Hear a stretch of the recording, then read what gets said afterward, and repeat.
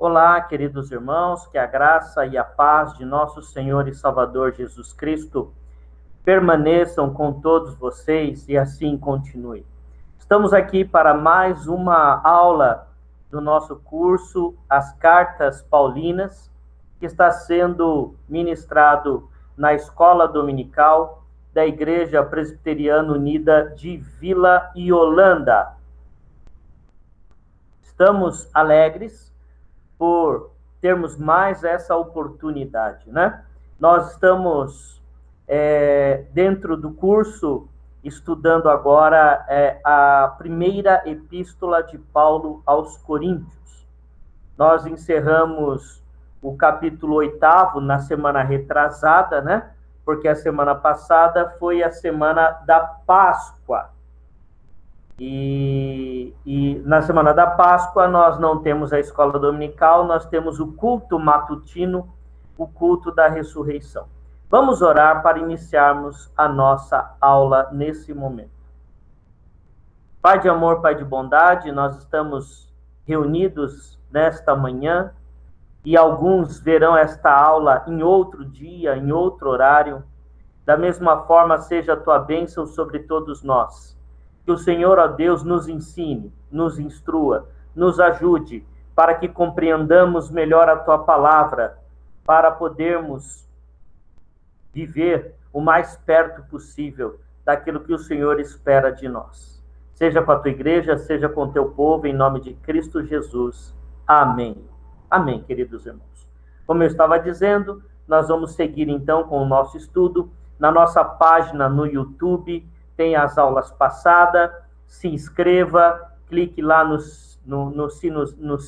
sininho que tem lá, para que você receba outros trabalhos, outras notificações, né, de gravações que a gente disponibiliza no YouTube. E divulgue também a nossa página aos seus amigos, à sua igreja, aos seus familiares, para que também possam, né, refletir sobre a palavra de Deus. Na nossa página nós temos meditações, reflexões, temos vários estudos bíblicos e temos também os nossos cultos que vão sendo disponibilizados conforme vão acontecendo. Nesse momento de pandemia, é uma forma de levarmos até você, até o seu lar, a palavra de Deus. Nós vamos projetar a nossa tela agora para a ministração do estudo desta manhã.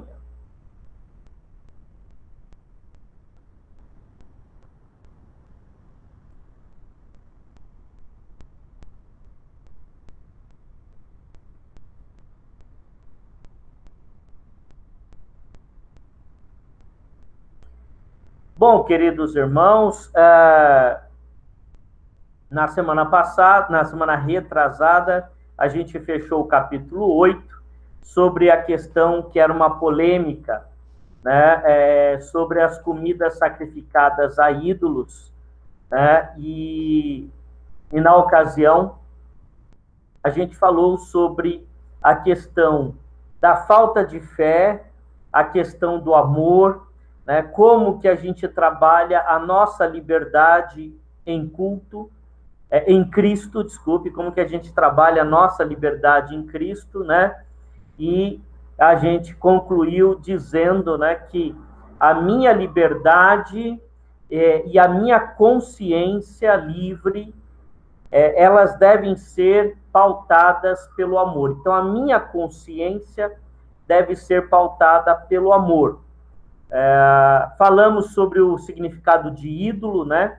Não convém eu ficar aqui repetindo tudo que nós já falamos, porque nós temos o material disponível na nossa página, né? Mas aí, para fechar o assunto da aula passada, nós temos hoje alguns problemas, né? Que também influenciam influenciam a vida pastoral, a vida da igreja, né, irmãos? Por exemplo, as pessoas ainda hoje buscam o cabresto, né? O O que é o cabresto, né? O cabresto é aquilo que você coloca na cabeça, ali no cavalo, no boi, e aí você direciona para onde o boi deve ir. Então, o boi ele não tem liberdade de ação, ele não tem escolha, né? O cavalo ele não tem liberdade de ação, ele não tem escolha, mas ele vai para onde alguém determina que ele deva ir. Então, a igreja de cabresto é aquela igreja onde o pastor quer ficar determinando tudo que você tem que fazer, como você tem que fazer, e nada você consegue fazer por si só, né?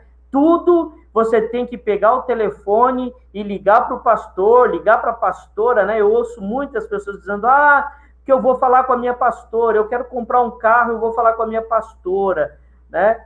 É claro que você pedir oração, você pedir ali, né, que a pessoa esteja te ajudando em oração, isso é muito válido.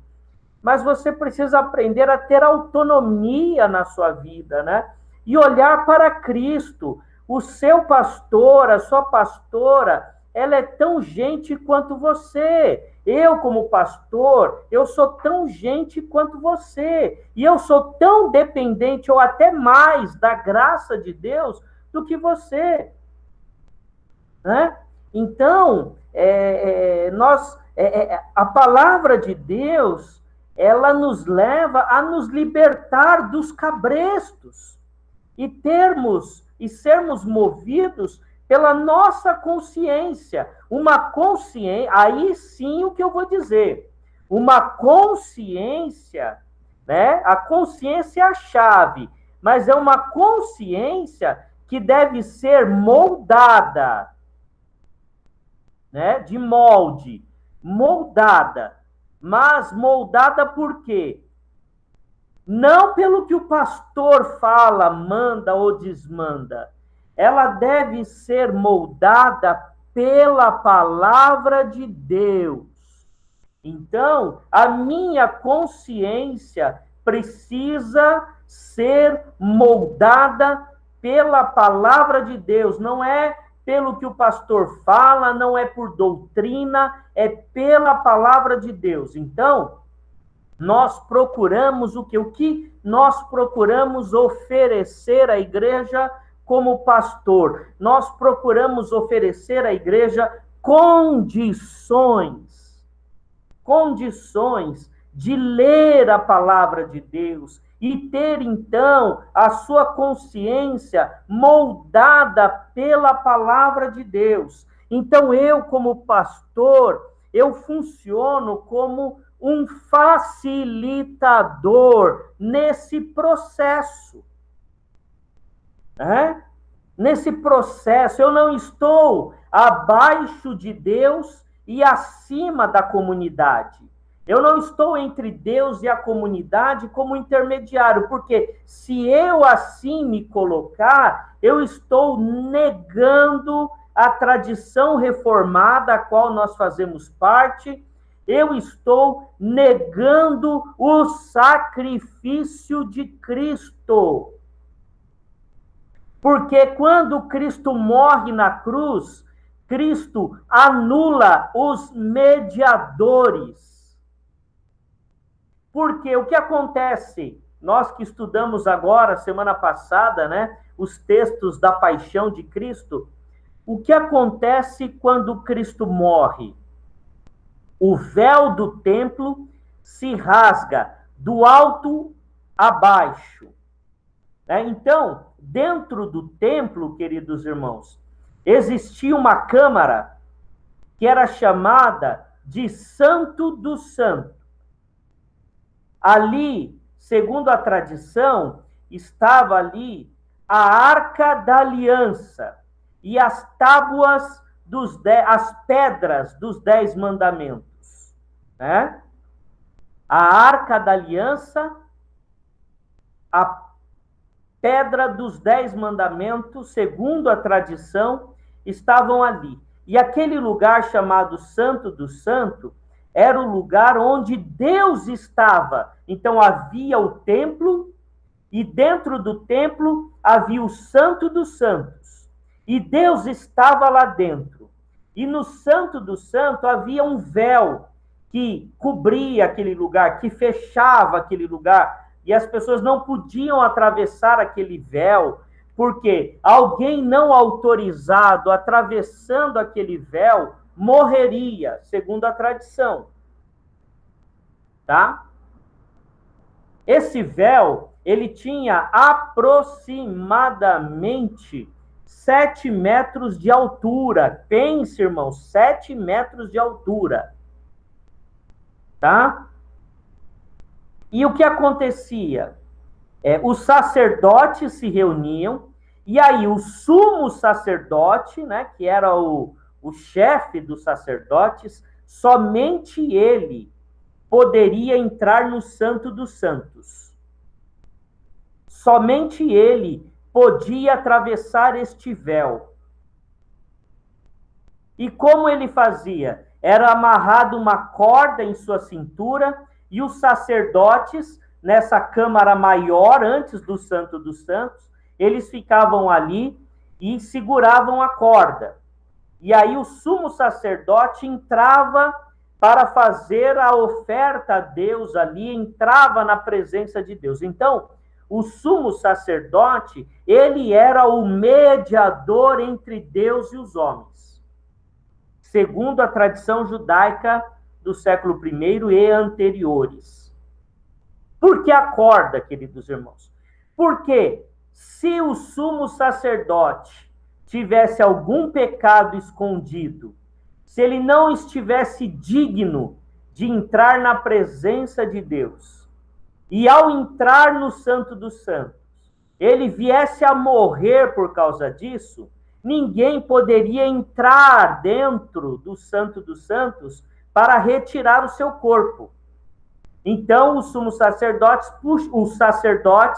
puxariam por esta corda o corpo desfalecido do sumo sacerdote, caso isso viesse a acontecer. Então, se você considera o seu pastor, ou se o seu pastor se considera um mediador, e que para que você chegue a Deus, você precisa dele, então você está negando o sacrifício de Cristo. Porque o véu do templo se rasgou de cima a baixo, não precisa mais de mediador. Ninguém mais se coloca entre nós e Deus.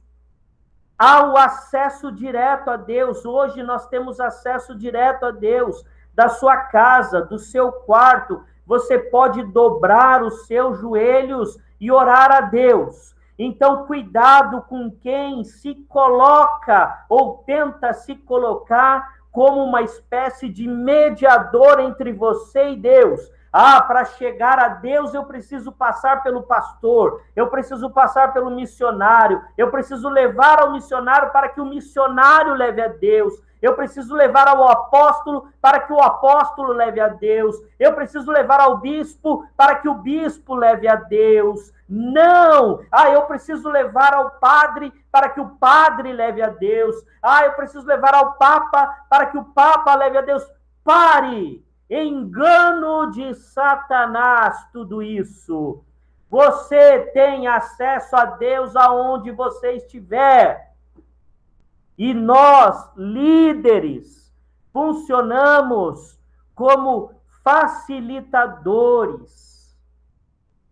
Pessoas que, pela sua formação acadêmica, pela sua vocação, pela função da sua vocação, exercem esse papel. Então, a minha vocação de pastor me dá este papel para que eu exerça na comunidade. Eu não sou um mediador entre Deus e os homens, mas um facilitador. Então, quando Deus fala comigo através da pregação, não que Deus está me usando como mediador, mas Ele está me usando como um facilitador, para que através dos dons que Ele mesmo me deu e pode tirar na hora que quiser, através destes dons que Ele mesmo me deu, seja possível que a palavra chegue até vocês, e vocês possam compreender a palavra, serem edificados pela palavra, e assim Deus seja glorificado. Nenhum homem deve ser glorificado senão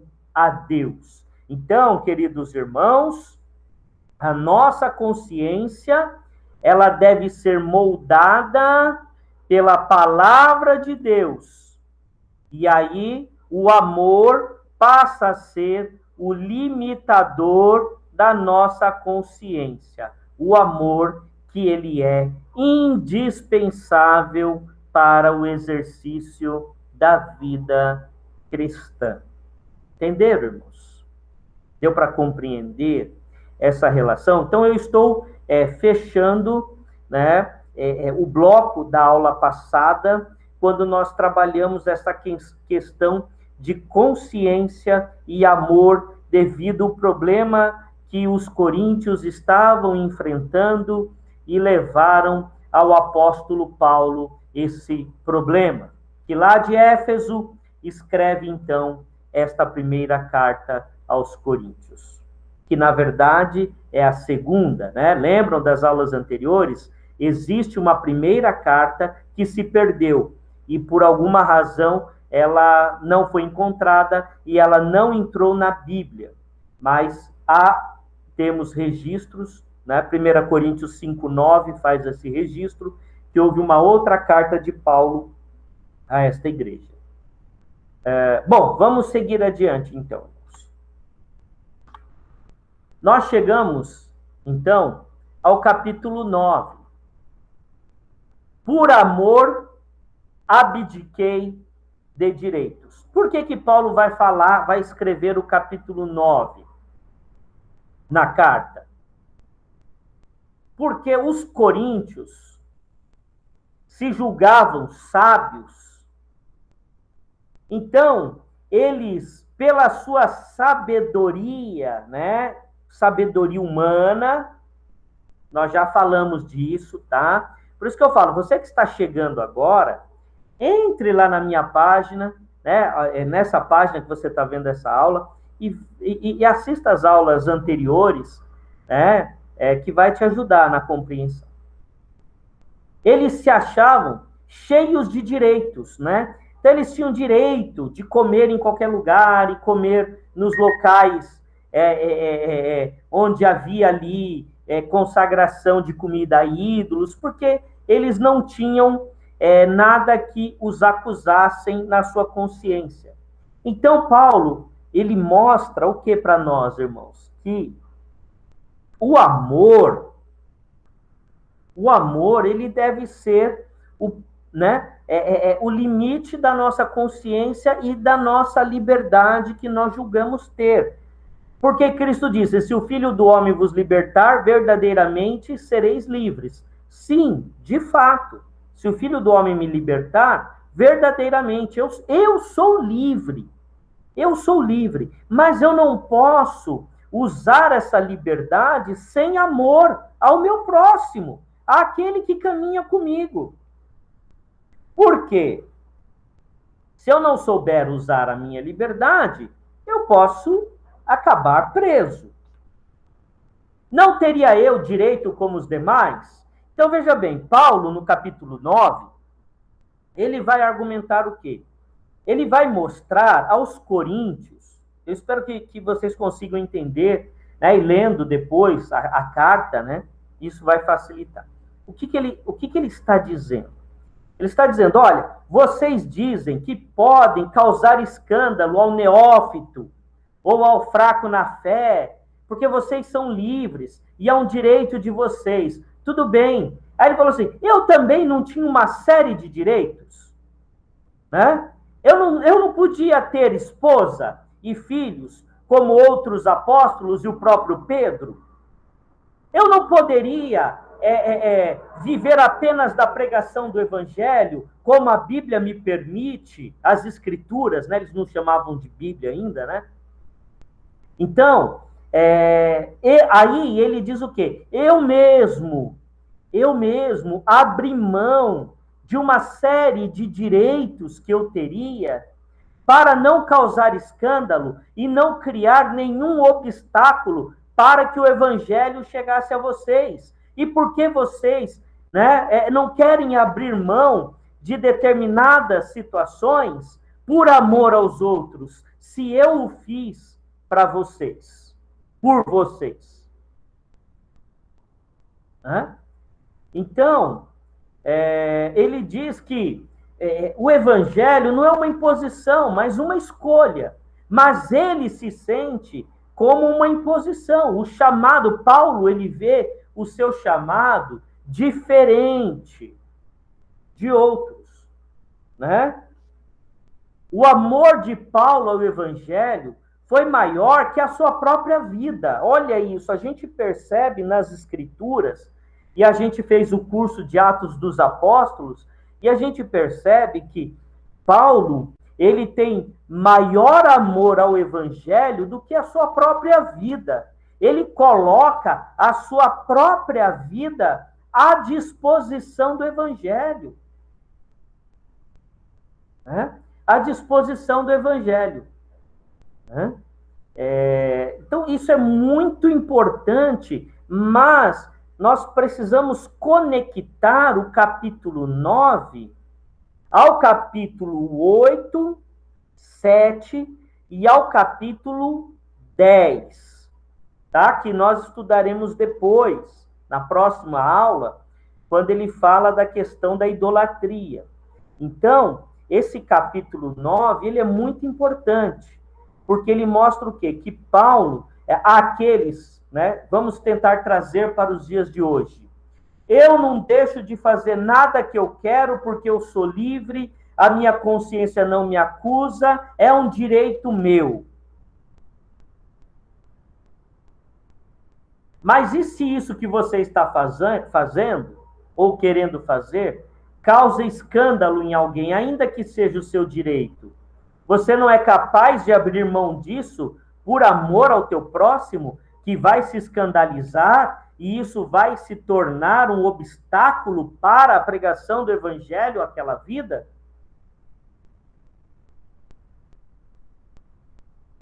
E aí?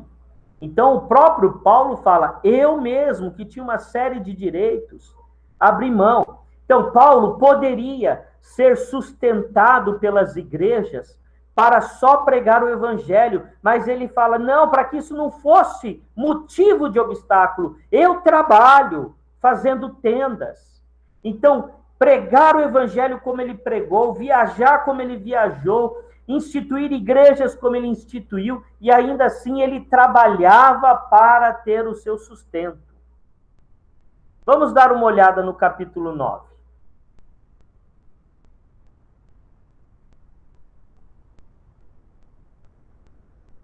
Olha só. Não sou eu, porventura, livre? Não sou apóstolo? Não vi Jesus, nosso Senhor?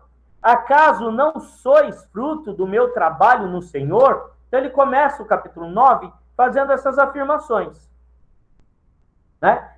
Fazendo afirmações, não. Fazendo perguntas retóricas. Não sou eu, porventura, livre? Ele era livre. É uma pergunta retórica. Não sou apóstolo? Não vi Jesus, nosso Senhor? Acaso vocês não são fruto do meu trabalho no Senhor?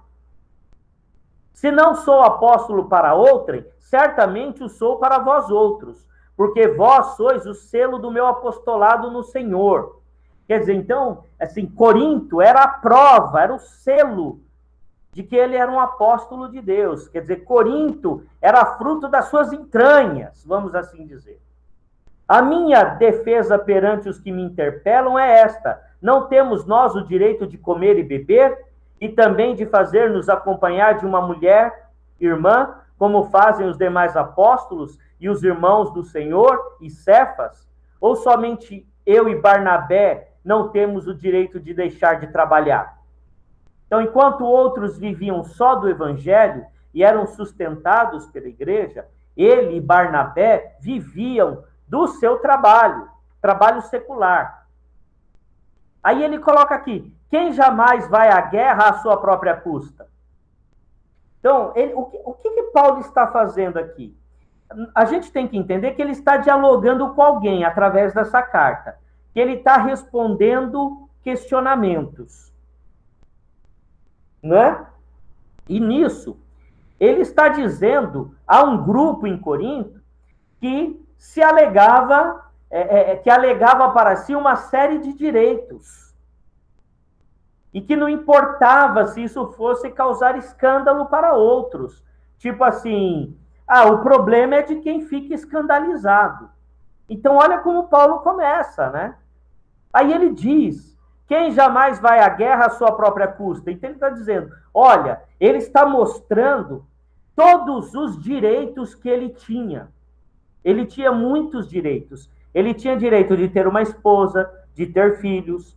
Ele tinha direito de comer e beber. Ele tinha direito de viver, de ter o seu sustento totalmente da igreja sustentá-lo integralmente. Ele tinha esse direito. Então, hoje, quando vemos pastores sendo sustentados integralmente pela igreja, é um direito que o evangelho concede. Mas ele abriu mão disso. O pastor casado e filhos é um direito que é concedido. Mas ele abriu mão. Aí ele diz, quem planta a vinha e não come do seu fruto? Ou quem apacenta um rebanho e não se alimenta do leite do rebanho?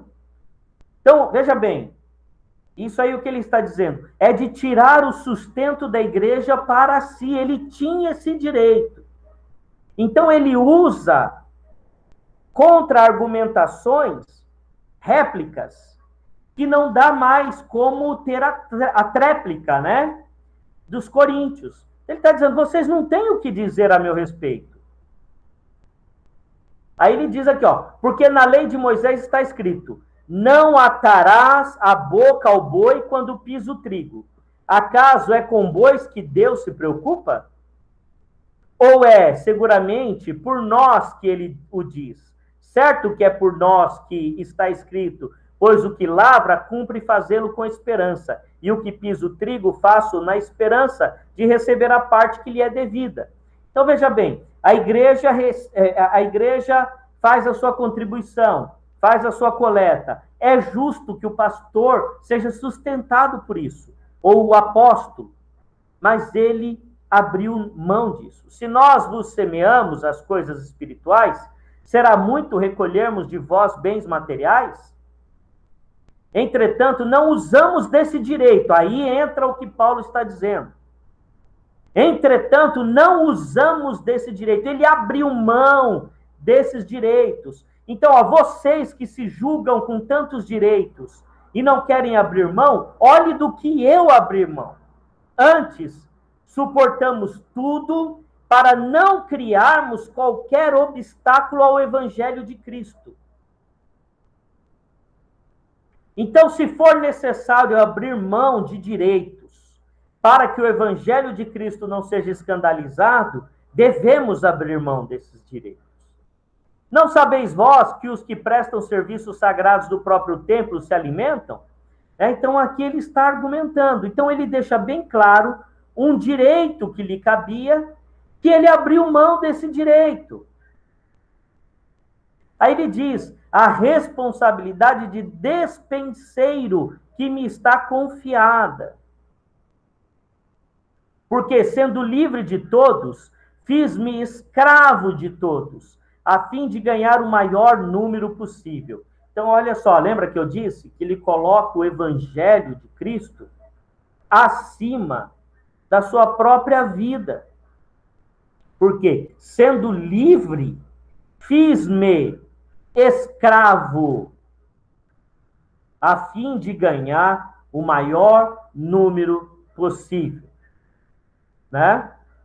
Procedi para com os judeus como judeu, a fim de ganhar os judeus. Para os que vivem sob o regime da lei, como se eu mesmo assim vivesse. Para ganhar os que vivem debaixo da lei, embora não esteja eu debaixo da lei. Ao sem lei, como se eu mesmo fosse, não estando sem lei para com Deus, mas debaixo da lei de Cristo, para ganhar os que vivem fora do regime da lei. Fiz-me fraco para com os fracos, com o fim de ganhar os fracos. Fiz-me tudo para com todos, com o fim de por todos os modos salvar alguns. Tudo faço por causa do Evangelho, com o fim de me tornar cooperador com ele. Mas esmurro o meu corpo e o reduzo à escravidão, para que, tendo pregado a outros, não venha eu mesmo a ser desqualificado. Percebam, irmãos, que Paulo, ele coloca o Evangelho acima da sua própria vida. E tem alguns que não querem abrir mão de determinadas coisas, né, alegando ser de direito. O que podemos aprender com Paulo? Em nome do Evangelho, sua vida ficou em segundo plano. O amor doador às igrejas talvez seja o que mais se aproximou de Cristo, né? Ele teve o quê? Um amor doador, mas ele não doou do que ele tinha, ele doou do que ele era, ele doou a si mesmo às igrejas. Então, talvez o apóstolo Paulo seja o que mais se aproximou de Cristo em seu ministério. A coragem de assumir a responsabilidade, o que ele vai dizer lá na frente: sejam meus imitadores, como sou de Cristo. Tá? Então, queridos irmãos, aquilo que alegamos ter direito, nós que temos a mente moldada pela palavra de Deus e temos a nossa liberdade limitada pelo amor, nós temos a capacidade, muitas vezes, de abrir mão daquilo que julgamos ser nosso direito, né? Às vezes você julga que a vingança é um direito seu.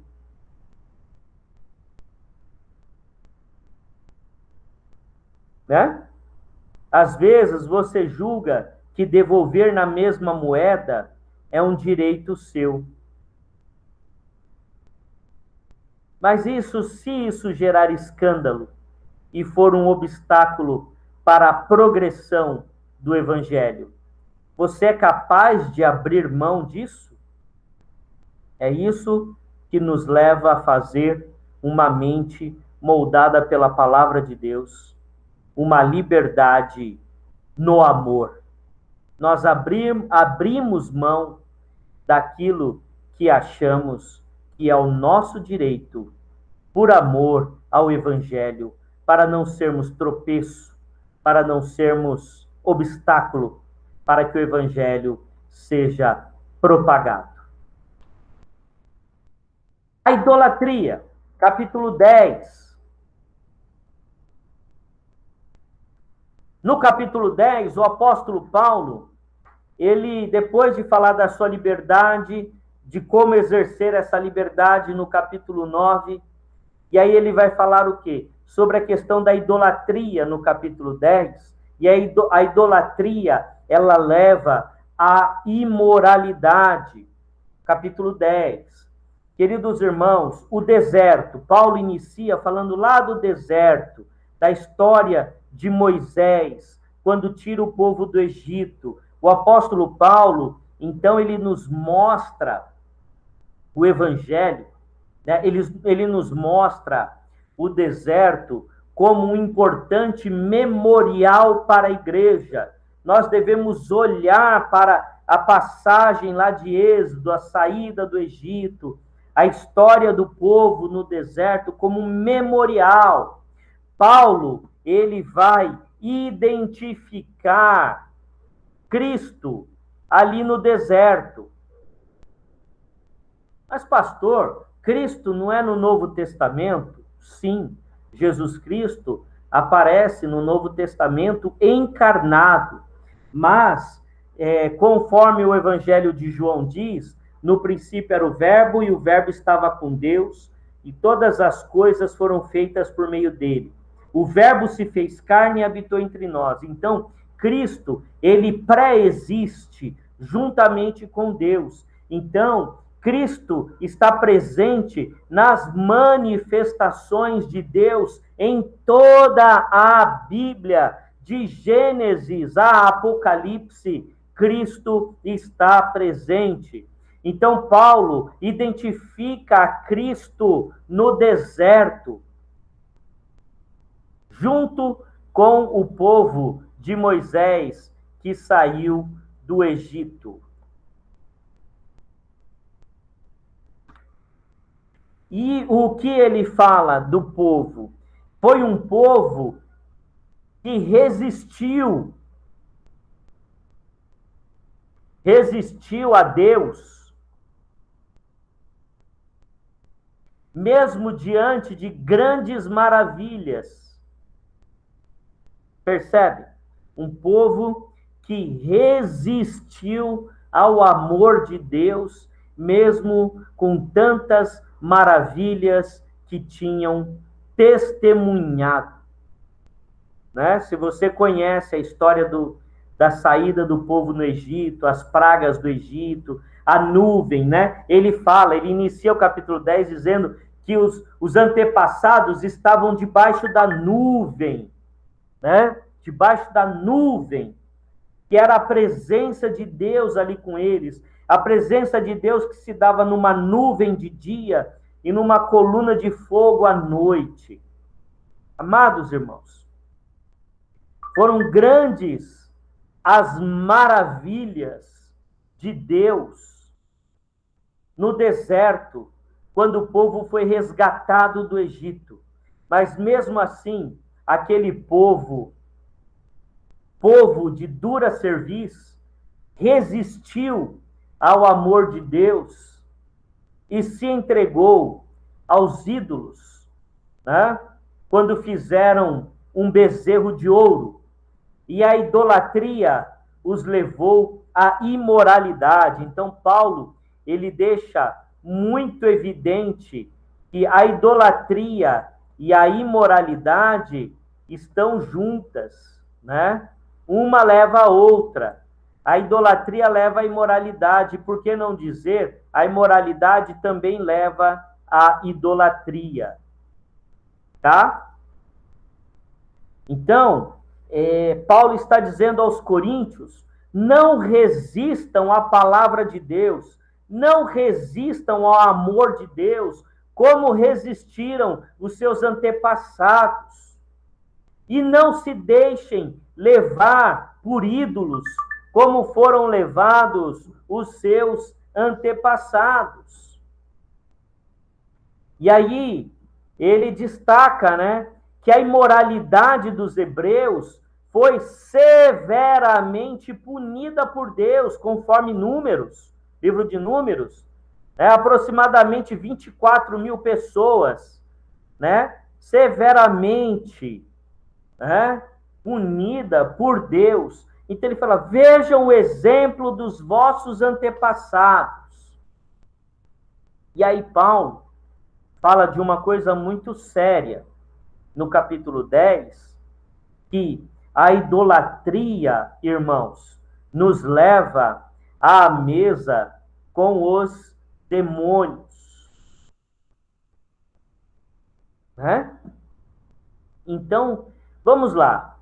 O que é um demônio? É tudo que se opõe a Deus.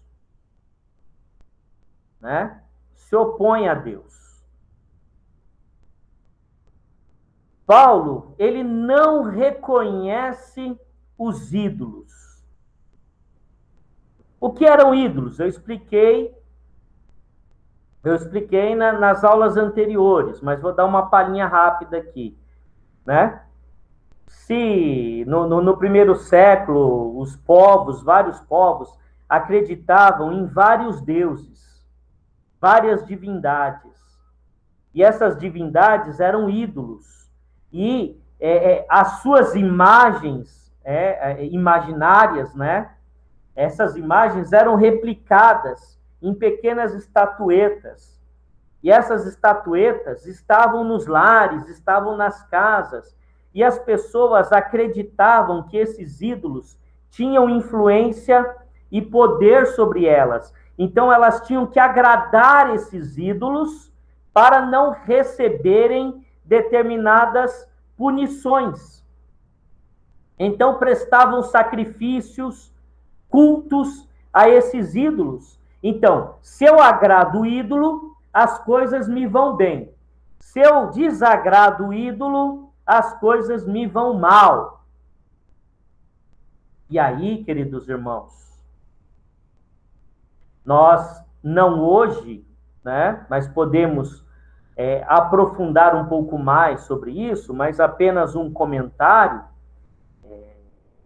Às vezes, nós temos os nossos ídolos nas igrejas por aí. Se eu não despejar o salzinho ali, aquele sal ungido pelo bispo, que vai vir praga na minha casa, tudo vai ser amaldiçoado na minha casa. Isso é um ídolo. É um ídolo. Pastor, é um ídolo. Porque se eu não colocar aquela aguinha, um copo de água na oração que o apóstolo, que o bispo faz na televisão, e não beber essa água, eu não sei, eu vou expulsar o coronavírus da minha vida bebendo a água ungida. Isso é ídolo disfarçado. Ídolo disfarçado. Jesus Cristo já morreu por você, meu amado, minha amada. Jesus Cristo já derramou sangue por você, meu amado, minha amada. O sangue de Jesus é poderoso. O sangue de Jesus é suficiente.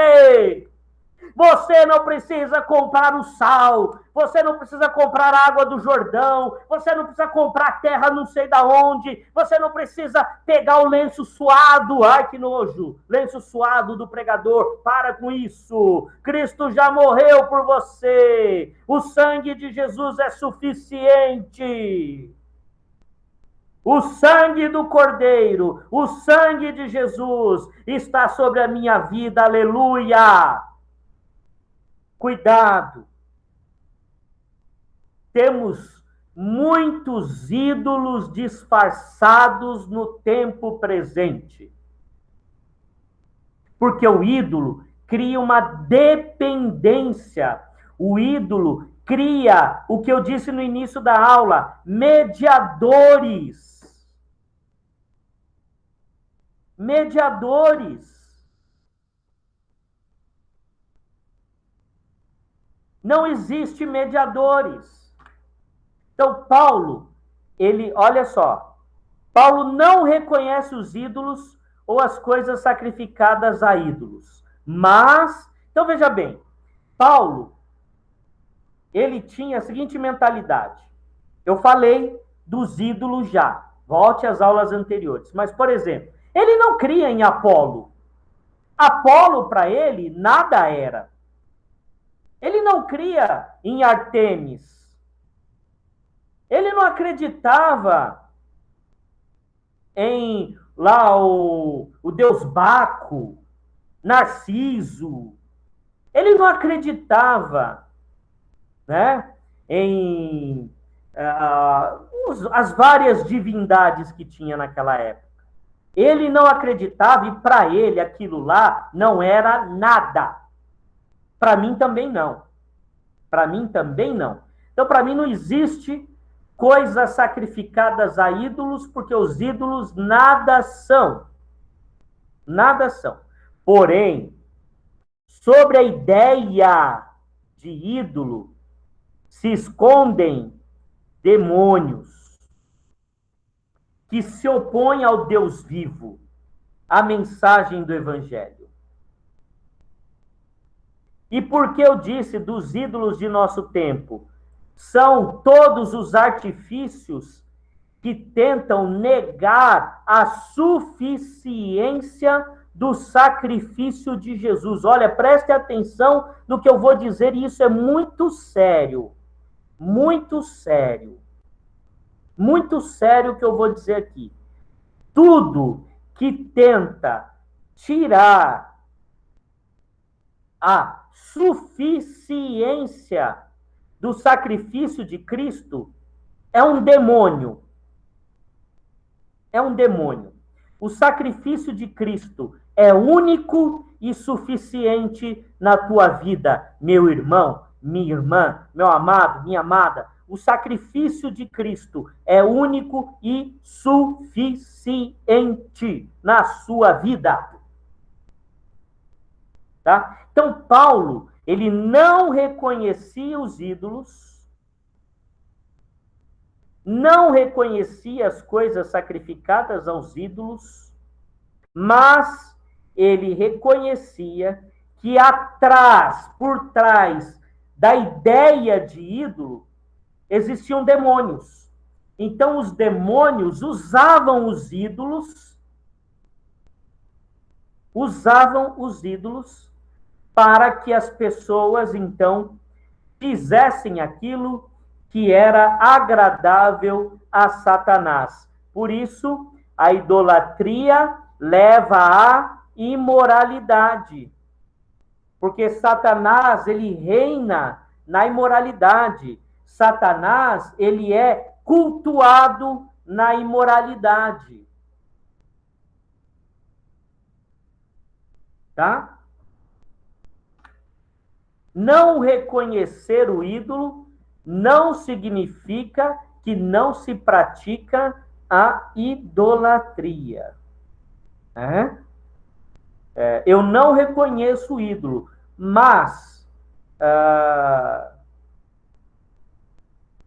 eu acabo praticando a idolatria quando eu reconheço que alguém ou alguma prática ou algum objeto se coloca entre mim e Deus. Percebe? Então, se eu nego a suficiência do sacrifício de Cristo, eu sou um idólatra. Pastor, então eu cometo idolatria quando eu compro o salzinho que foi orado lá na igreja? Desculpe minha sinceridade, meu irmão, minha irmã, comete idolatria. A gente gosta muito, né? Eu falo porque eu sei que o público maior que nos acompanha é o público evangélico, né? Então, se alguém que não seja, né? Eu espero que entenda o que eu quero dizer. Os evangélicos, via de regra, eles condenam a fitinha de Aparecida, né? Então a pessoa vai lá para Aparecida do Norte, vai na Basílica e ela traz o quê? Ela traz uma fitinha.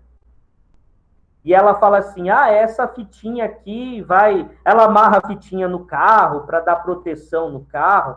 E aí, nós, né, os evangélicos, falam: isso é idolatria.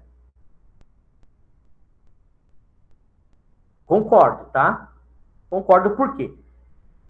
O meu conceito de ídolo que eu trouxe para vocês aqui, que eu apresentei para vocês, é tudo aquilo que se coloca entre nós e Deus como tirando a suficiência do sacrifício de Cristo.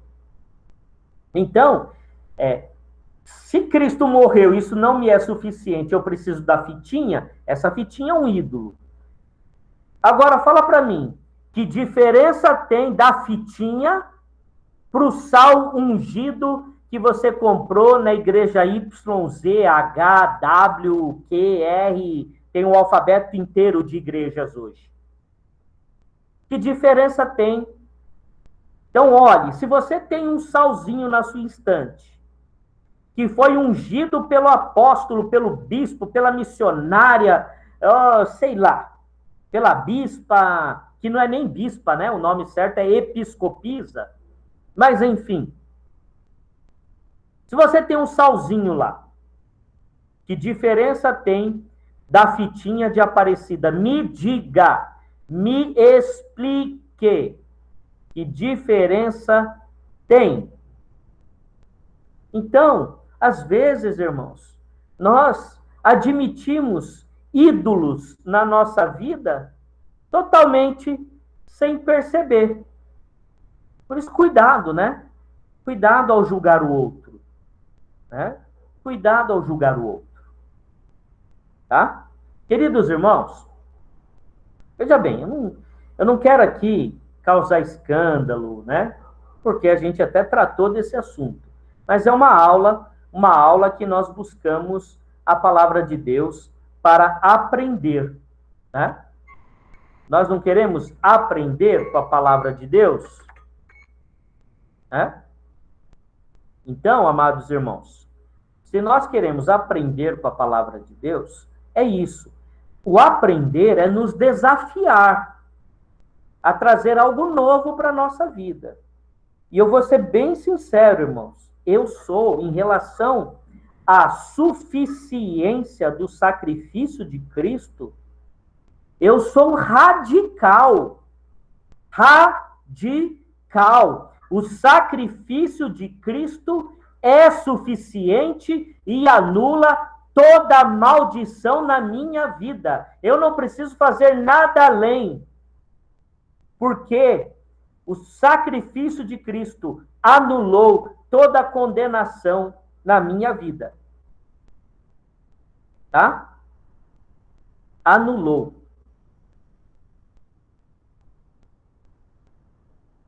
Então, para que a gente falou muito de ídolo, mas falta, né, a compreensão do ídolo no nosso tempo, o hoje.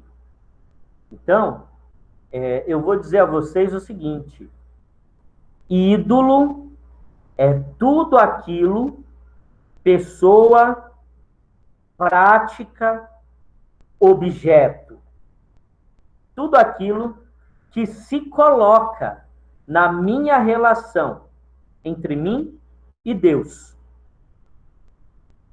E tenta dizer que o sacrifício de Cristo não foi suficiente. Lembra, teve uma aula que eu disse assim, né, lá em Corinto, as pessoas cultuavam a Cristo, mas aí elas iam lá e prestavam sacrifício a Apolo, dizendo, vai que, prestavam outro sacrifício a Artemis, vai que. A gente acredita em Cristo, mas eu uso, né, o comigo ninguém pode na minha porta, porque vai que. Eu creio em Cristo, mas eu tenho lá uma ferradura pendurada na porta, porque vai que. Eu creio no sacrifício de Cristo, mas eu tenho um galinho de arruda. Vai que. Eu creio no sacrifício de Cristo, mas eu compro salzinho ungido, porque vai que. Para, o sacrifício de Cristo é suficiente. E, se o ídolo em si não existe, qual era a preocupação do apóstolo Paulo? É que demônios se apoiam e se escondem atrás dos ídolos. Então, tudo aquilo que acontece na vida de uma pessoa e que a gente pode identificar como um ídolo, demônios estão escondidos atrás desse ídolo. Tá bom, irmãos? Nós vamos ficar por aqui hoje. Na semana que vem, nós vamos fazer a leitura do capítulo 10 e vamos abordar esses tópicos aqui. Eu sou livre, posso fazer o que quiser? Liberdade sem amor nos leva à condenação. Todas as coisas me são lícitas, o perigo do sábio, né? Paulo recomenda, façam tudo para a glória de Deus, não sejam motivo de tropeço, tá? Então, nós ficamos por aqui hoje. Agradeço a sua atenção, agradeço a sua presença. Espero que você tenha aprendido um pouco mais da aula da palavra de Deus. E dizer que a próxima aula, no próximo domingo, nós fecharemos esse bloco sobre a questão da idolatria, das coisas sacrificadas aos ídolos, aquilo que Paulo enfrentava no seu tempo, as dificuldades que ele tinha com a igreja e o que isso serve para nós nos dias de hoje, tá bom? Que Deus te abençoe grandemente, profundamente e faça uma autoanálise na sua vida e elimine os ídolos, tá? Há outras formas dos ídolos se manifestarem também, né? E aí a gente pode falar um pouco mais disso na próxima aula. Deus abençoe, fique na paz de nosso Senhor e Salvador Jesus Cristo, o único e suficiente Salvador. Tá bom? Único e suficiente Salvador.